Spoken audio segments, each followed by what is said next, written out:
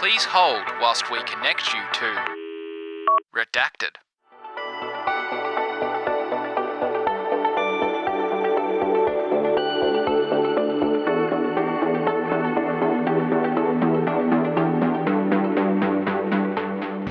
This is Lucy Bishop. And this is Fraser Greenfield. And this is Benjamin Ehrenberg. And you're listening to Redacted. Today we're joined by Benjamin Ehrenberg, principal designer at Logitech. Made in Germany and based in Taiwan, Benjamin has been one of the key figures behind the design development behind brands such as Asus, Panasonic, and now Logitech. Guten Tag, Ben, and welcome to the show. Hello, nice to have you. Yeah, absolutely. Benjamin, do you want to describe yourself and the team to our audience? Yeah, sure. So my name is Benjamin Ehrenberg. I'm an industrial designer. I'm currently based in Taiwan, and I have been working for the better half the last 12 years in different places around Asia. What about you? Who is Benjamin Ehrenberg? That's a good question. So I'm mostly right now, I'm a dad. I'm an industrial designer. I'm leading teams, I'm leading projects, and I'm trying to push the limits of what we can do here with in terms of innovation and trying to create products which make customer happy. And if this was a cocktail party, how would you tell me how you discovered the field of industrial design? So for me, discovering the field of industrial design is a little bit of an accident, I would say, because as a child, I wanted to become an archaeologist, and later I wanted to become an inventor. And basically, after I graduated from high school, I more or less followed my father's footsteps and started to study mechanical engineering, because I thought that would lead me to that kind of innovation and inventor path. But after 2 years, I basically figured out that's never going to happen. And one day, at a party, I met somebody who worked for Volkswagen Design, and I was like, we had a nice conversation, and I was always somebody who liked sketching. And he told me, hey, there's a path, you can actually design products. And I was like, okay, that's worth giving a try. So 3 months of really putting myself down, making a lot of sketches to build a portfolio. And then I applied at several, one of the art schools, which basically interested me the most. And I was lucky to get 2 offers, and I took one of them, and that's how I started. So what were these 2 art schools? One was in Offenbach, and one was in Hamburg. And which one did you pick? I picked the one in Offenbach because I grew up in a town next to Frankfurt, and Offenbach is just nearby. Mm-hmm. And what I really liked about this school was also that it was really open in the beginning. You actually had basic classes with different departments, from graphic design, art, and that was really intriguing to me, to have this really open kind of opportunity to join those classes as well. So wait, you finished school in Offenbach, and then you got a job straight out of uni. Is that correct? No, actually, for me, I said, I'm somebody who was always in search of, right? And what I did is, first of all, in Germany at that time, there was not too much of bachelor and master. That was something which is more or less coming. So I'm still one of the students where there was basically study without limit. You get a diploma in the end, and this is a master equivalent. And I was doing 3 years of that kind of training in Offenbach, 3 or 4 years. And in my last 4th year, I would get my pre-diploma, which is something like a bachelor equivalent. And I was just thinking, the things I learned in that school was a lot about how to think as a designer, right? It was a lot about design thinking. It was a lot about conceptual. So a lot of the products we made were very conceptual. They were really abstract, and we didn't put so much effort on the craft of design. I also, as I mentioned, I joined art class, I joined the sketching class, making comics. I joined very different classes, and after a while I was thinking I missed that craft aspect. So I was searching for another school in Berlin, which is Berlin School of Art, and I wanted to change there. I just felt like I need to move, so I moved to Berlin, and I was basically, after my pre-diploma, I said, hey, I changed school now, I go to Berlin, because there's one of the 2 professors. One professor she did a lot of work for Herman Miller. She's really a very capable designer, and she had some classes of something which really interested me, was this thing between hardware and software. There was also something coming out at that time. You need to think about, this was 2006, mostly, where there was no iPhone, right? There was a very different time, right? And so I was somebody who was really liking that kind of connection between those software and hardware things. So I thought that I want to go to join her classes. and also to just see different things, to do something more craft and design, like really hardcore industrial design, what you would say today. The wild west of user experience design. So how did you get that first job then? I got my first job is basically, it took me quite long to graduate because I tried so many things. I also was an exchange student. And after this, I did some freelance work since 2008 already. And my first job was in an agency in Hamburg. And they offered me a position as a trainee, as like basically something under a junior industrial designer. Mm-hmm. And I had the opportunity to work with some like Asian clients, like clients from Asia, for bigger companies like Huawei, LG, something like that. I was just like, okay, that's fun, everything, but I was like, I felt like you're pushing out concepts and you're not able to finish them, and that was a little bit, which was like not a little bit bugging me, you could say, and that's why I basically again tried something different and I applied for Asus. And because they also saw a concept of mine, which I launched like online as like a smartwatch, and they at this time they have always this project which was like in search of incredibles. Basically, it's the next generation product. And for them, right, after 2008, there was everybody predicting the end of computer and PC, so they wanted to go into phones, tablets, wearables, and something on those kind of things. So that kind of, I was part of the wearable team, basically, of that like in searching incredible team. And we were like 3 designers, which really put a lot of work on doing new form factors. As I mentioned, wearables. So I designed smartwatches, different kind of form factors. And also foldables, trying to maximize the functionality but minimizing the size, like all type of foldables. And then also they called it like transformables. When there was like some products which they can be they're like a laptop and they are also tablets. So you can basically maybe take off the screen and then it's suddenly it's an Android tablet, or you put in your phone and then the phone basically becomes the Android tablet. So a lot of like really interesting and sometimes also crazy and sometimes also very not functional ideas. But it was a very nice like time to experiment with new things, right? Try new things and fail fast, that kind of attitude. The Wild West almost. Yeah, exactly. It's really a little bit also, you could say it's a little bit like a shotgun, right? Something will stick. Yeah. It sounds like a really wild time to be designing though, like what's really shaping what like the future's going to be like. Especially being so ahead of the curve with wearables and... Yeah, that's, again, if I look back at this time, like it's cool because we had a lot of resources. They have a great internal model making team. We had software support. We have different groups collaborating together and having this really fast, agile attitude, basically. And I learned quite a lot during that time, I would say, yeah. And so, for reference, what year was this? I started there in 2012. So there was also no Apple smartwatch. We are basically one of the teams who were able to work with Google and the Android Wear. Mm-hmm. And there was another team from Korea, from LG, as far as I remember. And so, again, that was like pretty early there. And so this would be about the time when the Pebble was really big, right?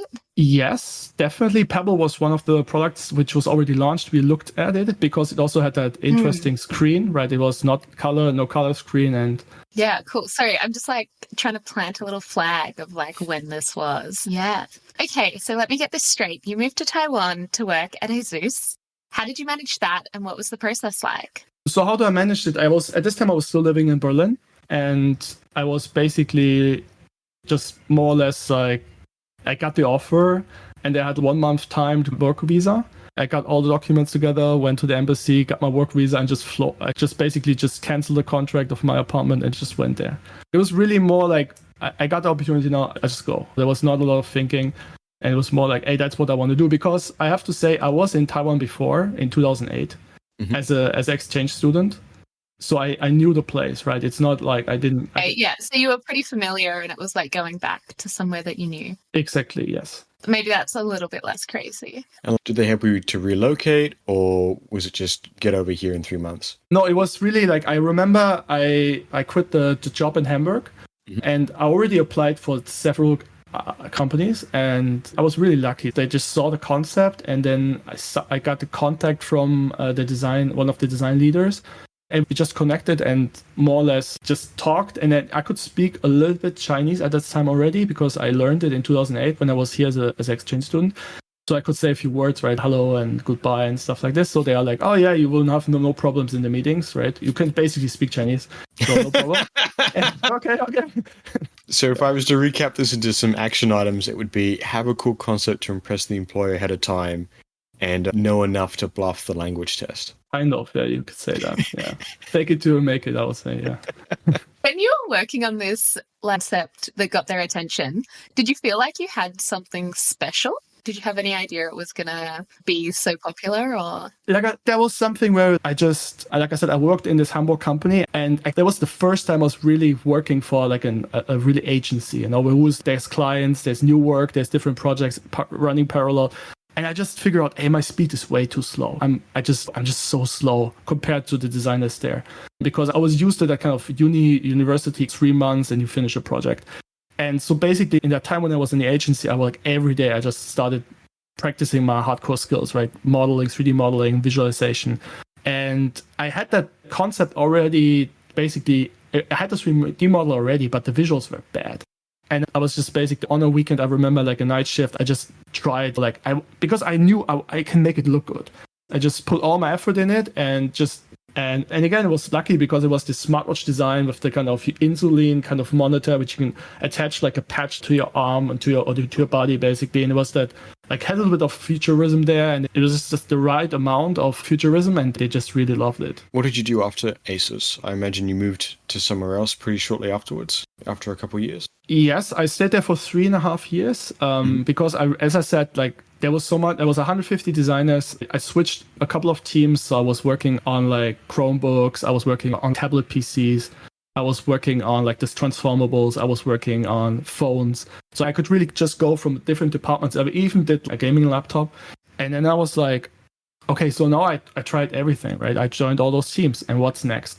And I was just feeling like I somehow want to do something which is a little bit more, because Asus has that very technology style, right? That really super crisp lines, metal CNC with brushing and like really over the top CMF. And I was like, I want to do something simple, right? That's what I wanted to do for a long time. And I was like, okay. So I went to Shanghai and was working for Kohler for a few months.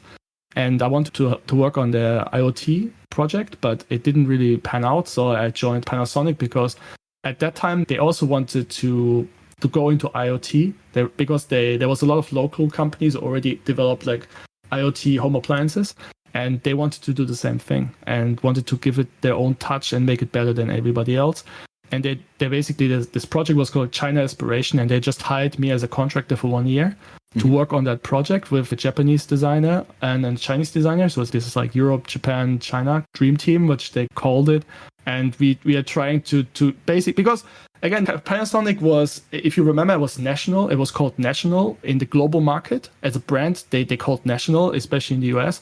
And they left the global market afterwards. And Panasonic wanted to push back into the global market and also be like push like more in China. Yeah, they wanted to change the design language, wanted to become more to their heritage, like Japanese heritage. And also they always told us Panasonic is basically 20% European. The essence comes from Japan. It's that kind of Japanese vibe, but at the same time, it's your German, right? Bauhaus and something, it's okay. And then you have that it works well in China. So you need a little bit of that you can touch the Chinese heart. So we had that Chinese guy, and he was super talented. They're all like very talented designers. And we basically, the first project was like 3 products, like a rice cooker, an oven, a kind of steam oven, and a bread maker. And then there was like side products, which were like a blender, and there's a few other products. And then the idea was to say, okay, IoT. So what's our take on IoT? It's basically, our idea was like, which we came up with, like more than a remote. Because most IoT products, if in home appliances, they were like, okay, I can maybe turn it off, turn it on, and maybe change a little bit the temperature, but it's not really smart, right? It's called like smart appliances, but it's not smart. It's more like a remote, more or less, on a phone.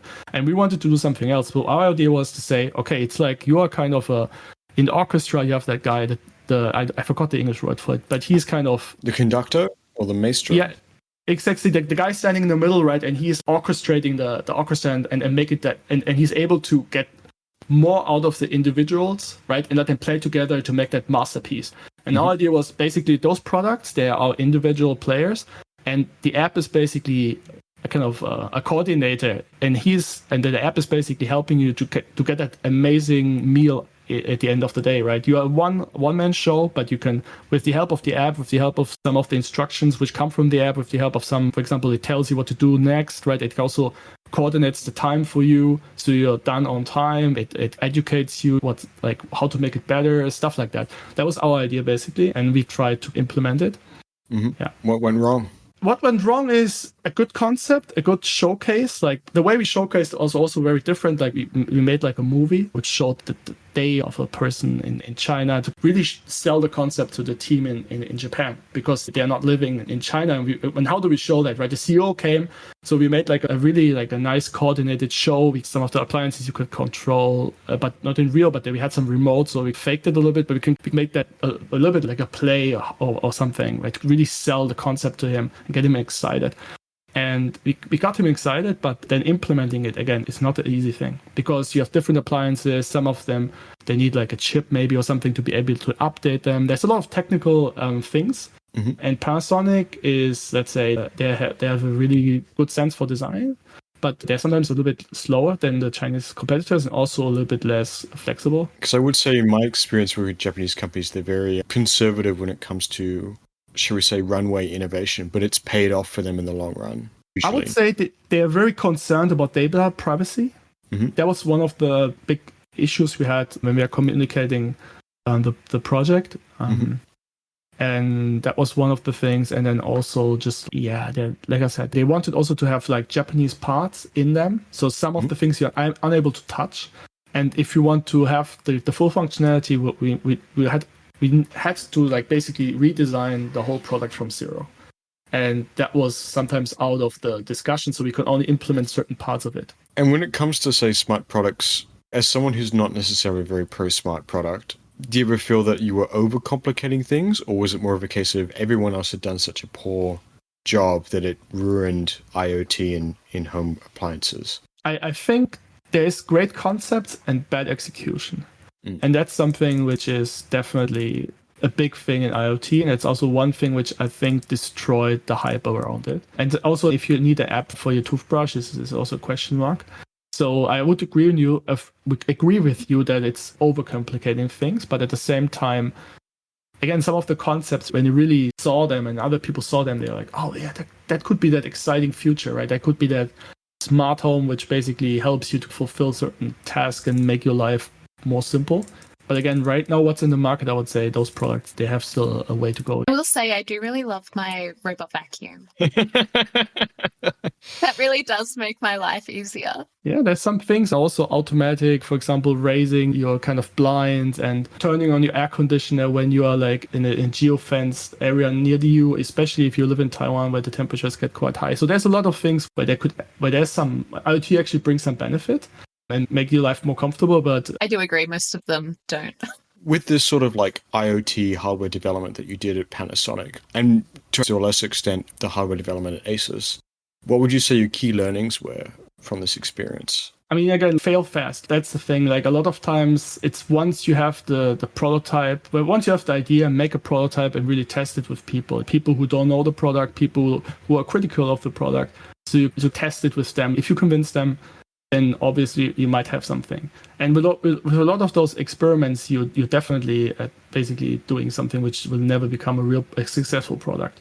Mm-hmm. But it still can help. And it might push the company forward in another way, right? You don't know. Do you have any examples of any like crazy ideas you put forward that you weren't expecting to go anywhere, and the client was like, we'll take that one? That's a good question. Like with all this really blue sky work that you were doing? Again, some of the exploration, for example, foldables. I see products in the market today which are very close to something we already had figured out with the engineering team at a very early time in like 2012, 2013, something like that. Yeah. And also I feel we had some very interesting interactions with the watch. For example, you can put your arms on it, your finger over it and mute it, or you make a gesture to make a photo. Stuff like this. Again, I would say most of the projects, they were mild successes, but I'm not sure if they really changed the world, to be honest. Redacted. Hey everyone, this episode is sponsored by PCBWay. the go-to destination for printed circuit board prototyping, low-volume production, and PCB assembly. If your team's working on electronics and you're in need of prototype PCBs, I can't recommend PCBWay enough. You can get a quote instantly, even if your circuit board schematics aren't finished yet. They can also help you with injection molded, 3D printed sheet metal and vacuum cast prototypes. PCBWay is the circuit board prototyper of choice for companies like Samsung, Siemens, Honeywell, Tesla, and Apple. But you don't have to be a big company to use their services. I've personally used their service to instantly get quotes to have prototype PCBs delivered in a timely manner. On top of that, PCBWay is so excited to be working with us. They're offering a special discount just for our listeners. When you get a quote from PCBWay, be sure to use the promo code redacted for a special discount on us. You can find PCBWay in our episode description or go to pcbway.com. Redacted.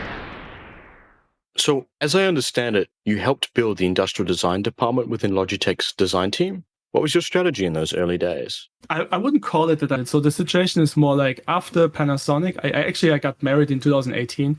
And that was one of the times where I was like, my wife is Taiwanese. And I was just thinking, because we always had only a kind of long-term relationships, a long-distance relationship. So it's two weeks in Shanghai together, and then she's 2 weeks in Taiwan. And I was just thinking about, okay, I want to spend more time with her and be closer. And I was searching for new kind of opportunities. So I was also interviewing in the US, and then I saw that on LinkedIn, Logitech Taiwan, and I was like, Logitech has an office in Taiwan? Really? I didn't even know that. And I was like, okay, let's give it a try. And I just contacted the HR on LinkedIn and said, I'm in Taiwan for 5 days, and I would really love to talk to you guys, because I think I would be great for that position. I sent them my stuff and I got invited, and I talked to Sean, Sue, and Gary, and then another designer was E. So basically Sean is the director at this time for the Asia Pacific region, the design director. Then Gary was a design manager there for like a lot of products. And then there was like E, who was like a Taiwanese designer who has also worked on some of the MX products. And I interviewed with them, and I seem to have made a good impression, because after a few, I don't know how many weeks it was, but it was pretty fast. I got like a offer. I actually interviewed with Alistair Curtis, our previous like head of design, that kind of, and then basically I got the offer, and that was like, okay, I think that's a great opportunity. And they told. And because Logitech is something where like they really had a lot of steam there, right? It was like 2018, end of 2018. And how many design team members do they have at this point? Again, there's in Lausanne they had quite a lot. In US they have quite a lot, but in Taiwan there's basically one designer and the other were more like design managers. And there was a CMF designer as well. And so it's basically very small teams, like one designer basically. And they hired me and another designer called Irfan, and he was like, I wouldn't say junior, but like mid-level. And they hired me as the lead designer. I helped at this time because it was really small. We built a reputation in Taiwan, like for the Taiwan design team with the projects we made, that we are able to deliver great outcome. So that's definitely one of the contributions. Because of the early projects, there was only me, Irfan, and E, and so I definitely had some impact there. And then afterwards, also especially during the pandemic, we were finding new talent, because we were growing quite a lot. Like the Taiwan team grew from those like 4 people to 20 something. Oh, whoa. Yeah. I wouldn't say for me it's a little bit too cocky. I would not say I'm one of the founders, but I definitely had the impact for the growth there. Before the show, you talked a lot about the importance of visual communication in design, and like trying to push maybe a shift to video presentations as opposed to just static drawings and images. What do you think is so important about communicating our designs like through motion? I would say so, as I said, right, in Panasonic, we tried different ways to communicate a concept, tell a story. People are just more and more used to images, and also like short-term video format and video in general, because they watch YouTube all the time. They watch different, like Netflix and those things. And how it started was we worked on one of the projects, like the Pop keyboard. It was, I'm not sure if you know that in Australia, it was quite popular at one time. And for that, I think they still sell it. Yes, yeah. So that's one of the projects I was working on together with Irfan, like one of the designers. And we basically, at this time it was pandemic time, right? So we needed to tell that story, because it's not a kind of rational product. It's about emotion, the colors. It's above functionality, right? It's that lifestyle product. And so you need to communicate that story. And if you build maybe a great PowerPoint presentation and present it to like one or two people, like a few people, that presentation will go around. It will be not just within that group, but people will share it. And so we wanted to make sure that we are able to tell that story, or let them be able to have something which they can share easily, so they can tell the story to other people, right, and create some hype. We rented some studio, and we made a like kind of design video, and I was like basically directing it and also like partly filming it. We just hired another videographer, and also was cutting it. So we prepared like that storyboard to tell that story, why this project is important, right? Why it has an impact for Logitech, why it will change the perception of those users, which are mostly in China or mostly in Asia. And that's why we created that video, so we can show that user, we can show the kind of passion we put in that new interaction. We can show the team's work, right, and create that kind of say, hey, it's a very human product, right? That team built it. It's that like different. It's different from everything we did before, and and that's, I feel emotion is really easier to be transferred if you have a visual like a video, a medium like video. It's easier to transport emotion there in that kind of format. Like really relying on the video asset to sell itself. Yeah, that was like one of our kind of idea strategy there. But also previously, before we worked on that project, we also, again, we wanted to show the Taiwan team, because, as I said, we were that like there was limited people, but then suddenly we are like 6 people. And I was saying to Sean, like, hey, let's make a video about the team to really show them and invite them to come to Taiwan, show them, hey, we are a new team, we're just getting started, and we are based here, and you might not have heard about that there's actually a design team there, and this is how we look like. So we created that kind of a little bit of a pitch video and said, hey, come to Taiwan, visit the new members and work with us. What was the Donald Draper inspiration moment where you thought, I've got to do a video for this product? I just love making videos. I love making photography. I was like, I have that nice Sony camera, and I was like, let's just do it, because we want funding, right? We want support for that team. And I was like, why not give it a try? So I pitched it to Sean, say, hey, that could be a way to get more eyes on our team. And as far as I remember, they also published the video on our internal intranet. So like for the global Logitech design, and also like a business organization. Yeah, it seemed to work. And also afterwards, I actually got a lot of requests. Hey, can you do video about this? For example, during the pandemic, there was a lot of lockdown, and we wanted to show that even the company is basically not able to meet. You're not able to meet in person. We're not able to kind of show concepts, but we found new ways to deal with that kind of situation of being basically locked in the home and working from home and basically doing prototypes at home. And so we created that like 3-4 minute video where we showed all the products which has been basically finalized within that very difficult time. And I had the idea of, because I was directing it in a way that I said, hey, let's give people a voice and make them visible, right? Let them actually talk, like present in front of a camera. And then I let them like say a few things. Like I basically let them explain their kind of concept and what they did and what they have achieved. And then I showed the kind of products. And then that also was kind of impactful for some people. Were there any brands or products that sort of inspired your process? That's a good question. That's honestly, like I have to say, after 2015, I was pretty absent from social media. I didn't really because I was in China, so behind the Great Firewall, and I didn't really check so much what other people are doing, which was probably a mistake as well. But I was really in a kind of China bubble. But that also a lot of things inspire me. There's great products, but I couldn't really name one which has a gigantic impact. Everybody is obviously fascinated with some of the early Apple products, like after iPhone, when iPhone was launched, and a lot of the innovation they've done. I'm definitely also one of them. Yeah, I don't really have one.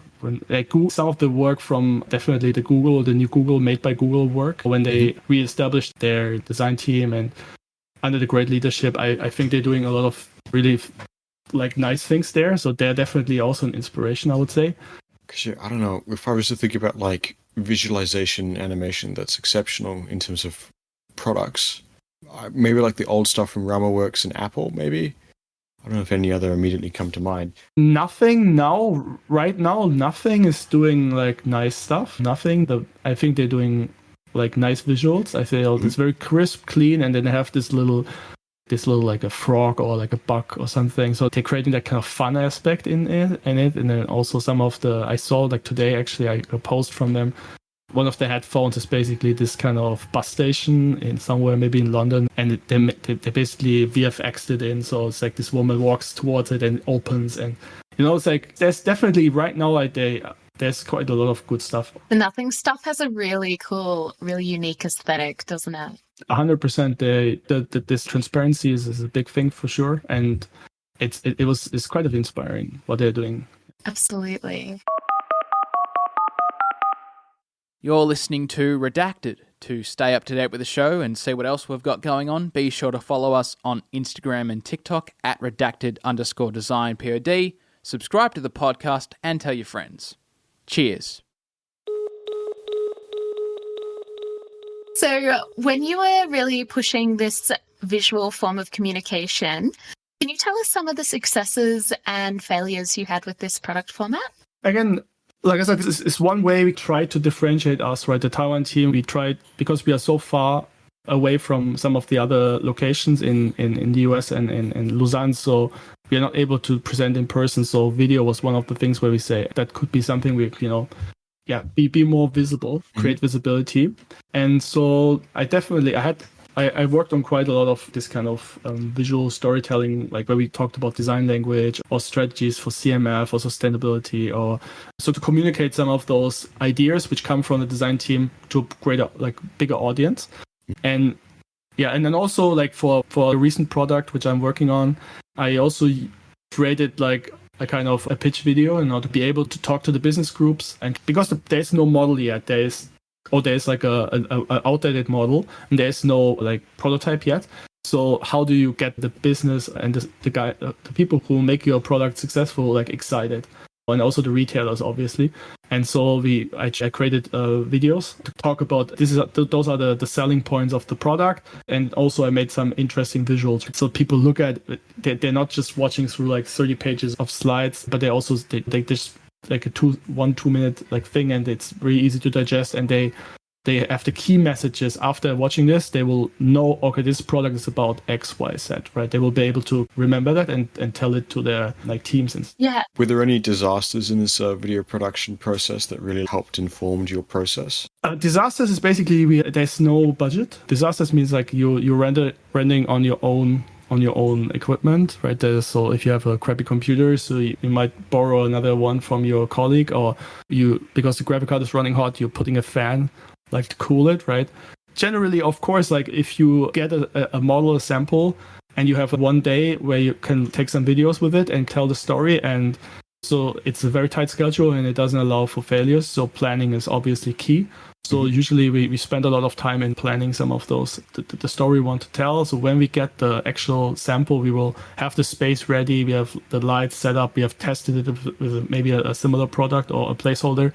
And we are able to know we are able to deliver. So planning is very important to not make it a disaster. And you got a photo booth all set up, I gather? We previously had a working space, like a kind of a studio space, and we used that one. So we set up a table, decorated it nicely, put a display there, and so we made it feel like it's a real set. Put some effort into this, and then basically just with a few lights, like 1 or 2 lights, like trying to get some atmosphere. And just to clarify, like these videos that you're taking are purely for internal consumption within the department? Yes, they're only for internal consumption. I probably should maybe like start a YouTube channel, but I haven't done that. Maybe I should. But like right now, they're all like for internal pitches, or basically onboarding newcomers, or basically, like I said, to be able to say, hey, that design language, Logitech, hey, here's the video. Just maybe you can have a look. Or we also, when we work with outside agencies, they could also be a tool to quickly onboard them. That's the visual style. That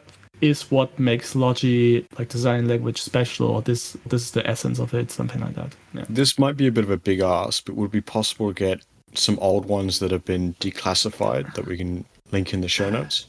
I can have a look. I cannot promise. I posted one which was really old, which was one of my like first like steps into Blender, also like using Blender to tell some product stories. And there will be one which I will able to share in the end of the year when the current projects the current product I was working on is going to launch. Mm-hmm. Yeah, I can definitely. Oh, you heard it here. We can't release till December. No, like I said, let's talk about it. Let's talk about it offline, and I'm going to have a look. Okay. No worries. All right, I'll just put a thing in here so we'll know to trim. So it sounds like you're really creating this kind of like FOMO within the company to really accelerate the excitement for the projects. You could say that. It's definitely, I'm trying to, because again, we have put a lot of work into the design, and we are unable, a lot of times we are not showing this, but this is, people are actually more and more interested into the craft, right? What the process behind it, why we are making these decisions, and especially if they're not designers. And there are a lot of people in the business group who are not designers, and they obviously want to hear from you. What's important? Why should I care about this product? And so I feel this is one of the ways where you can actually tell them, look, this is what we did on those keycaps. This is what we did on that XYZ experience. That's because that's why it looks like it. This is the way how it's going to work, and where consumers will care about it. And that's what we're trying to do there. It sounds like you've had a big impact on the internal processes at your company, specifically around design.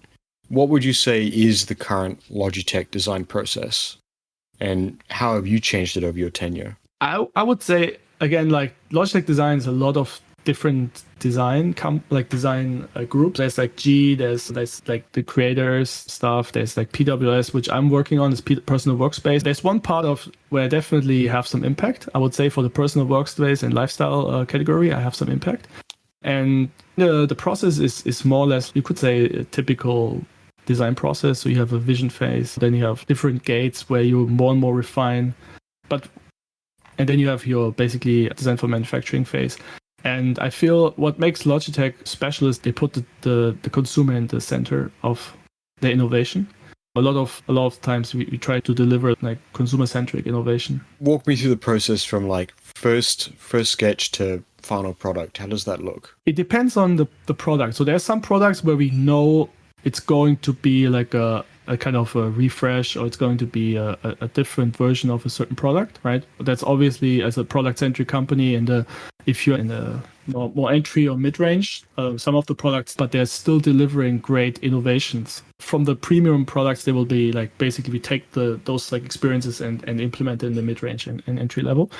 And for some products, for example, the Pop, that was something where it doesn't have any reference, right? It's basically a blue sky product. We knew it's going to be an input device, right? We know it's going to be for that user in China, for the Gen Z and Alpha kind of audience, where Logitech is perceived as a little bit less desirable kind of like keyboard and mouse thing. And for those people, we actually, like for Pop, we tried to deliver a new experience. So there's a lot of work was like put into this, how to create that software hardware experience. What was day one look like? Did you walk into the office and say, I've got an inspiration, or did someone say, no, we need to sell keyboards to Gen Zs? No, that's both is wrong. Both is not, that's not how it happens. But basically, we can see that there's, if we look at market data, we can see that certain under-addressed audiences, and women and Gen Z was definitely one of them. And then you start to understand why Gen Z don't care about buying a mouse and a keyboard, right? What's their pain points? They might, because a lot of them, they are like mobile first generation. They didn't really. They might have a laptop when they start to go to university, but maybe before they just had like iPads and smartphones. Mm-hmm. Recently, that like Gen Zs have no idea how to use computers. No, I wouldn't say they don't know how to use it. They just never needed to use them because they can do everything on their smart devices. And then suddenly they will they buy the computer because they need a laptop now. And then a lot of times the company they're working for, they will give them some peripherals. But also, especially from the China perspective, they actually mechanical keyboards, which are the first generation keyboards, which came with the first Macs and the first IBM PCs. That's something which is actually having a big renaissance and a big hype in China right now. And so they're going back to something which is, let's say, a little bit retro to Western audiences. And so Pop is a mechanical keyboard, right? And so we knew we need to do it mechanical because that's the kind of experience that the Gen Z and Alpha really likes, that tactile experience, right? That click, that kind of, and then at the same time, we chose to go with the circular keys because it's something very iconic, like also something which you look at it and you think about the Logitech product. And that's which kind of, so thinking was something which we more and more learned, the more we understand the consumer, the more we build like strategies how to address them. And that's why some of the design decisions were made the way they were. So this product's development was almost entirely user driven. You didn't just go, I want to create a model typewriter. No, like actually in the beginning, it was actually not a mechanical keyboard. In the beginning, it was like a scissor keyboard, so like a very slim, like traditional. But we added like those smart keys. So the idea was, hey, you have that kind of screen key where you press it, you can program it, you can put an icon there, WeChat there. So a lot of those concepts, they were also developed, especially by one of my colleagues, Irfan.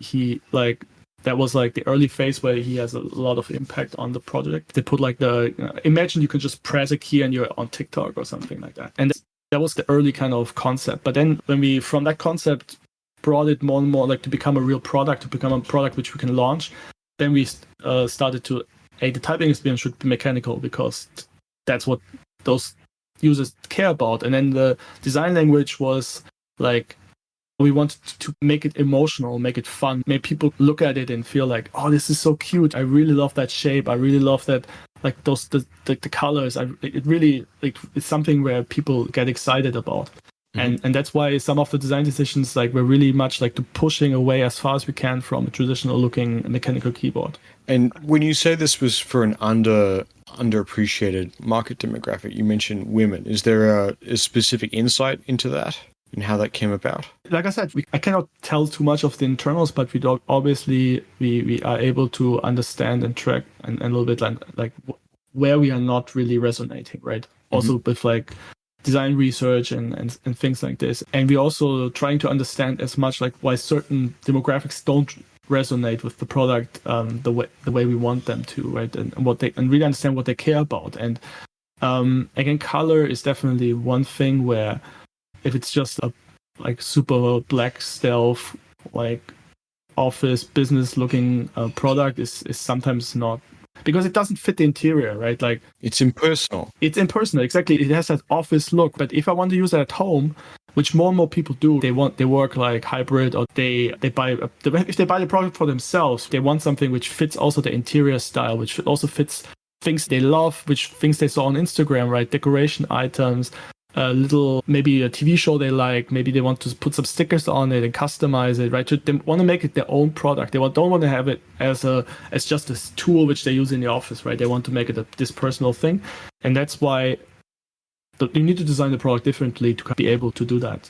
Totally. I feel like also the idea of having these items that you can personalize more makes so much sense. As you said, like, previously, it was also corporate. If it's all looking corporate, there's nothing to pull you in to make you want to purchase that either. Like, you may as well just have the other corporate one. Yeah, again, there's functional tools you're using for the office, and then there's functional tools, but you purchase them for yourself, and that makes like a big difference, because if I buy something for myself, I want it to represent me. I don't want it to be just functional, but I also want it to be connecting on an emotional level, and that's what we think some of the users actually appreciate about some of the products we designed for that new demographic. And so we also, in the beginning of Pop, right, the color strategy was very different from what it ended up to be at launch, because it was a learning curve, right? We tested different ways, and then how expressive can we go, right? How much can we push the CMF? And also we want not just like color, but also texture, right? And details. Maybe you have that like interesting iridescent, like keycap, or it's like this different finish, on the escape key, something like this. We experimented a lot also with what you just said, right? Like maybe there's those small characters, like maybe a manga you really like or something, right? And you can, like, maybe the escape key is that like character's face or one of the logos from there, or one of the I don't know, like stuff like this. So this was like a lot of those things we experimented to see how we can bring it to this pop key. What did that CMF experimentation process look like? Did you have a test group that you just showed a bunch of different prototypes to, or?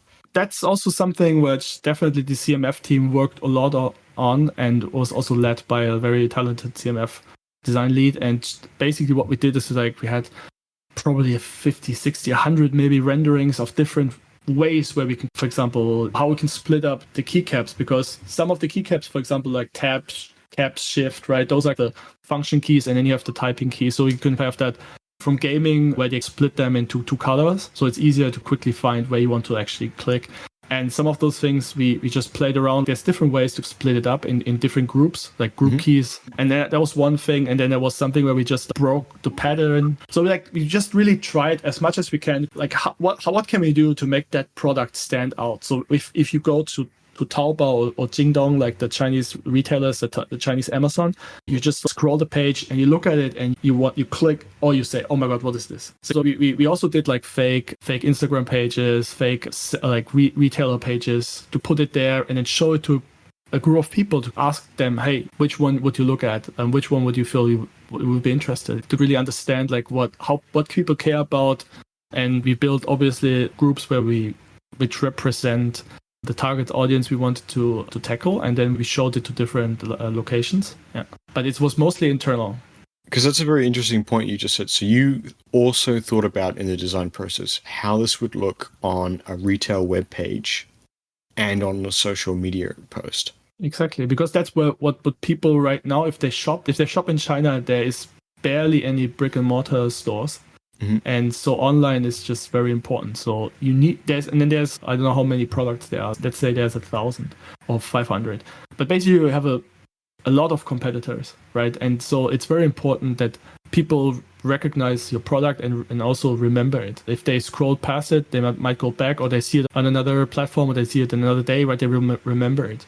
So we put a lot of effort into kind of those details where how can we make it recognizable and that people remember it? And so they might purchase it in the future, or they will at least have an opinion about it, right? They will remember. They will not just forget about it. They will not just say, oh, it's another keyboard. Yeah, something sticky to it. Exactly, sticky. That's a good word. Ben, would you have any magic rules that you'd want to coin for viral emotive connectivity to a product? No, I don't. I really don't. I think I'm the wrong person there to ask that, but again, like I said, we tried to have the smartness of the masses, right? So we showed it to a lot of people internally. Understand like what they care about, because I might care about things they don't care about, right? And at the same time, some of the CMFs we created, they might not be my favorite, right? But maybe they are other people's favorite. So it was really about like understanding how people perceive your product, and that's also that can help. So if you put it on Instagram, because you already a little bit understand how a certain group might think, even it's internal, but you still learn something from it, and you can rework those things and push them more and more. You make them more excited or more recognizable or more memorable. Totally.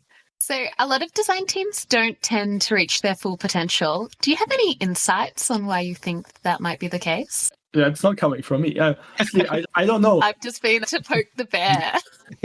I get the hard-hitting question.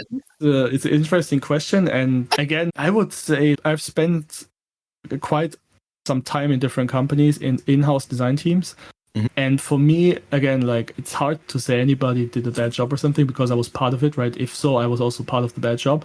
But sometimes it's not a design team, but it's also some projects you need to convince a lot of layers around you, right? You're not, the design team is one function in the company. And if you want to do like design products driven by the design team, then you need to convince a lot of people in the C-suite, and getting there and being able to talk to the right person and getting his support or his like buy-in to what you're suggesting is definitely quite difficult. And also it has a little bit of also political smartness, right? Like how do you talk about it and how to get them feel that they're part of the process, right? So they are more invested, yeah, exactly, invested into what you're proposing. Yeah. And I think that's important, yeah. Because you talked how like video can definitely help that. What about the other way around? What happens when there's a project that you need to kill it because it might be draining or it's sucking up too much air, or it's just you need to abandon it before it gets too far? When would you say you need to call quits on a project, and what does that process look like? Again, like there's 2 ways to look at it, right? One way is you could say, if you're from the business side, you could say, is that market big enough, right? Does that actually move the needle, right? Does it make sense that we do this? Because again, if you're a bigger company, it might not have the impact. And then it's just maybe resources which are not used well. And sometimes some companies, they didn't kill the product, and then it gets killed because it gets launched, it's a half-baked, and then you're unable to gain momentum because there's too many bad reviews already, and then it might be that like it gets killed because it was just a bad product. So it's very hard to say when you should kill it, but again, because sometimes you have invested a lot in it, and then obviously if you have 2 years invested in it, you're still launching it, it's not going, there's something not perfect, or it's not perfect, you're still launching it, and it's a risk there. Like, it's a hard balance though too. Like sometimes you can't wait until it's perfect because it'll never be perfect. Yeah, or you could also say I launched one and then I launched the next one a few months later, or like a year later or 2 years later. But that also can obviously alienate some consumers, because they might be those early adopters, they bought it and it was a bad experience for them, and they might not give you a second chance. So totally. Have you ever had a product that you were convinced was not going to do very well, and it went out into the world and the opposite happened? I've had that happen. You had that happen? Okay. We were worried it wasn't even going to be accepted, and the client was like, oh my God, we love it. Yeah, definitely had that happen. Are we looking at the same thing? No, like we proposed something which we thought, hey, nobody is going to buy, and we had that for sure. But a product which which we already thought, oh my gosh, what were we doing here? Or, oh my gosh, how bad is the experience? But we thought it was amazing, right? Because sometimes something in your mind is just so great, and then suddenly it's maybe it's not. And that one we know that feeling too. Yeah, I had a few times. Yeah, I feel like sometimes I can get a bit stuck on an idea as well. I'm pretty. I'm convinced it's going to be amazing, and then I spend far too long trying to work out the amazing part, and it's a bit like mediocre. I mean, what I really learned is you need to trust your kind of first few ideas, right? Like if you get a new topic, and then I always try to make myself really free to think about, okay, what's the essence of this, right? Even if it's a keyboard, I will think about, okay, what is the essence of this? Even it's a similar product already existing, but trying to have this kind of clear mind about it. Like the first time I see this, and then I think about what does it need to do, and then I'm starting like this to build like a kind of new approach. Actually, one of the early products which we are working on, the Asus, the smartwatch, I saw it a year ago or 2 years ago. There was like a traveling exhibition, and it's called the Museum of Failures. And there's a lot of products in there, like tech products from Silicon Valley companies and other. And then I saw my smartwatch there, and I was like, I thought, good morning, I was actually kind of except happy. for this curator. I was actually happy to see it, because I was like, oh yeah, it was a nice design, but because it was industrial design wise, it was actually a nice product, but the software was so bad, the experience was so bad. Yeah. So you get to abdicate responsibility for that one. I ran into one of my ex-colleagues from Asus at that exhibition, and then I just pulled him over and said, hey, we need to take a photo in front of this because it's hilarious. I love that. That's amazing. I know what's gonna have to be in the Instagram reel then. Yeah, definitely. 100%, yeah. So there's been a shift in the Asian design culture in the past few years. As an insider, what do you think the catalyst for change in the culture's been? It's a little bit hard to generalize, but I would say for example, for the China market, which I can speak a little bit about as somebody who lives here quite like for 10 years, as an observer, obviously, I would say there's quite a shift that now companies who previously were just manufacturing for bigger companies, starting their own little brands or starting their own brands and starting to put out products which they want to push. And definitely there is a lot of interesting ideas coming from those like smaller companies, because they go all in, right? They have an interesting idea, or they have maybe a new design team or something, and they caught up to some trend and they really go all in and push that. And a lot of those designs become quite successful, and also definitely something to look at and feel like, wow, that's really exciting. I would love to do this. Like, I would love to be the one who done that. And I feel right now in China especially, there's this kind of energy which trying to go to the next level, which is building a brand. And there's also might be some change in some of the leadership team. The leadership, there might be the dad, right? And maybe now it's the son. I know that actually from some companies I talked to, that there's actually a change in leadership, so that the younger generation takes over, and they're not just satisfied with being the company producing things, right? They want to be a brand. They want to be a recognized brand, and they invest in design, and they really able to build on their experience, as a manufacturer, right? And push out quite some interesting and sometimes really exciting products. And I feel this is right now the time, right? There's this transformation in the Chinese economy, which from like basically as a service and now to like building brands. And the interesting part is it happens quite quickly, right? Trends there change super fast. Like within 1 or 2 years, like things are looking very differently, and you can really see the quality, the raise in quality in those like newly launched products is getting higher and higher. And it's also starting to form a kind of like a kind of distinct Chinese design language or design style. And so again, like if you want to be successful, like designing for the Chinese market, you definitely need to, step up your game and really understand what the users, the buyers are caring about. And you might also need to change some of your strategies for example, materials for CMF, or because you're not able to do the same like style and just launch it there and be successful. So I feel you could say like some things to make it more tactile, like more tangible, is definitely colors. Like there's way more appetite for some more crazier, like more like louder color combinations. So it's less minimal, and also like materiality, right? Because the population in China is just so much bigger. There's just a bigger slice of like pie that want those crazy colors. From my observation, it's more that there's a different demographic, right? So right now, the buyers or the users with the most buying power, they're actually young users. They're under 35. And in the West, if you are designing for the audience, you're actually dealing more with an older demographic, slightly older. So they're maybe like under 40 or maybe under 50 even. So like you're having a little bit of a target audience. So again, like if you are younger people, they're more willing to also sometimes maybe take the risk and buy something which is just that they love, right? They're more emotional on their purchase decision, and that's why I feel. And then also in terms of they have their own traditions, like in terms of like colors, color combination, and so some of this also I think comes from that side. Maximalism is what you're saying. Yeah, if you compare like Korea and China, which they definitely share cultural heritage, but in terms of colors, right? Korea is way more muted, less like more earth tones and like a white, blue, right? Like more like calm tones. But if you go to like temples in southern China, they are like this red, this lighting, and then really they're way more louder and way more energetic and emotional. So you've worked in a handful of different geographical areas. How would you compare the culture of these different areas, and what are the obvious strengths and weaknesses, say like mainland China versus Taiwan to Germany?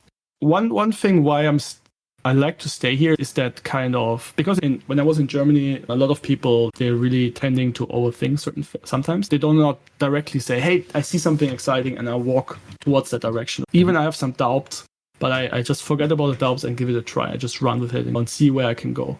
And I think that's the attitude of like from Asia and from China. And in Germany, they kind of love to overthink certain things and then kill it before they even tried it, maybe. And be overly critical, and which sometimes is definitely good. Obviously, asking the right questions is a very good skill, but sometimes it can also, conservatism can box you in. It makes it harder to get out of that box. And in China, it's very different. Like if you are able to excite some of the leadership, they might buy in and they might give it a try, as long as you're able to show them something tangible, like a concept or a direction where they can look at it and they're like, oh, that's what I want to do. And they're also trying to, from a more like entry level, mid range, they want to move into the high end, into the premium. You obviously can, if you're able to, for example, for a product, put on those high end features or make it give it that nice process, which might add some cost. But you're able to convince that this is the way to go and this is the way to be successful in the market, then you definitely get a lot of support and you're able to make your idea become reality. Okay. So what have been the biggest challenges in growing your team? Biggest challenges in growing my team is definitely finding talent in Taiwan, because we are searching it locally. What we did is a lot of times we actually hired some of our interns. So what we do is we put a lot of effort into our interns. So we, first of all, in the selection process, we obviously want people who are hungry. And then during the kind of internship, we try to give them challenges. And I'm also supporting them, obviously, to build up their skill set. And then we try to grow them. But obviously, sometimes you feel somebody is really strong, but then it tends to be like it. After a few months, you feel, oh, okay, a little bit different than my expectations. But still, they're obviously all like great people. But there's great people and there's also a good fit. Yeah. So you don't ever look abroad? We also look abroad. So we hired quite a lot from Hong Kong. We had previously people from Thailand, from India as well. Irfan's from India, but I didn't hire him. Like he was hired by Sean.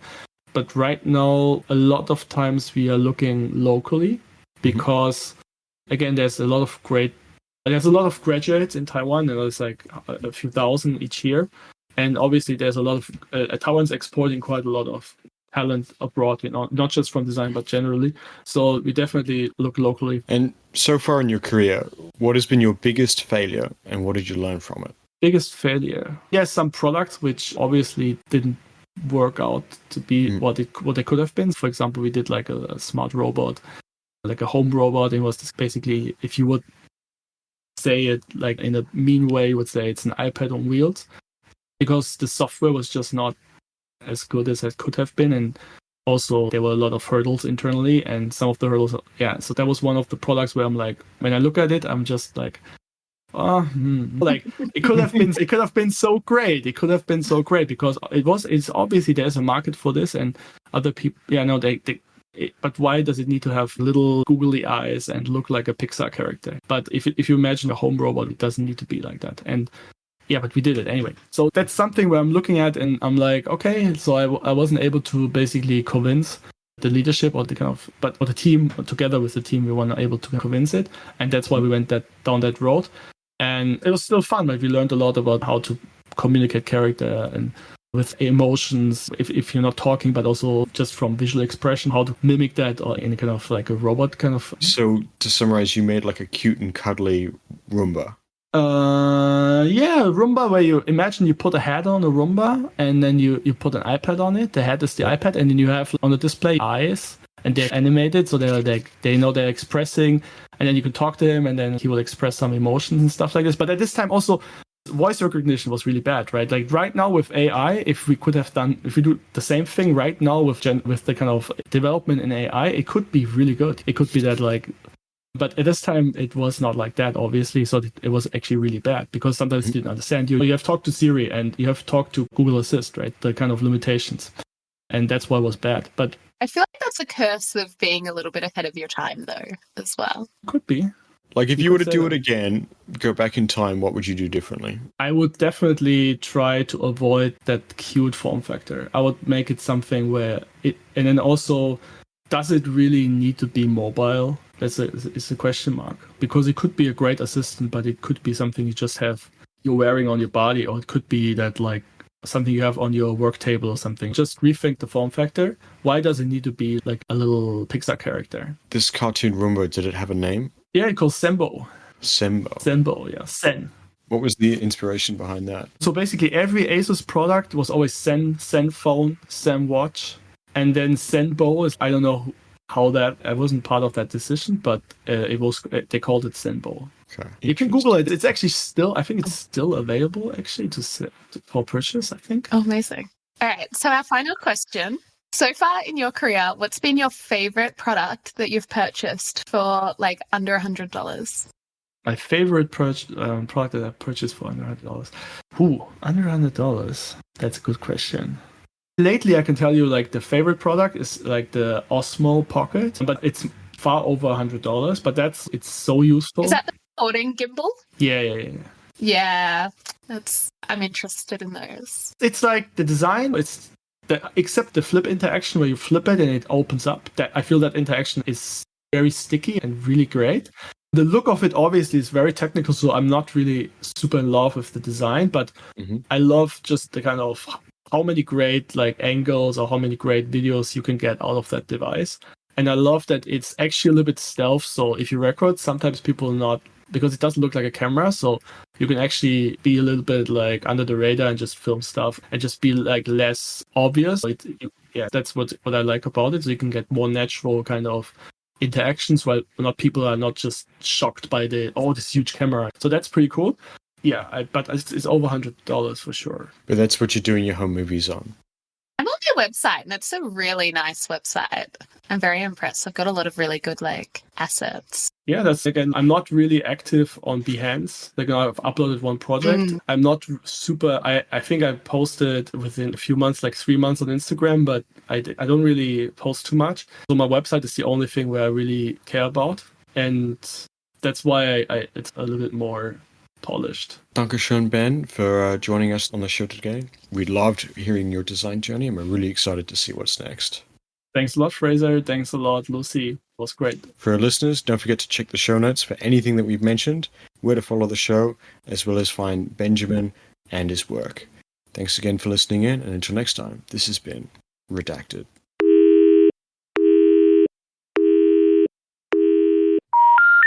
The number you have dialed has not been recognized. Please check and try again. The number you have dialed has been Redacted.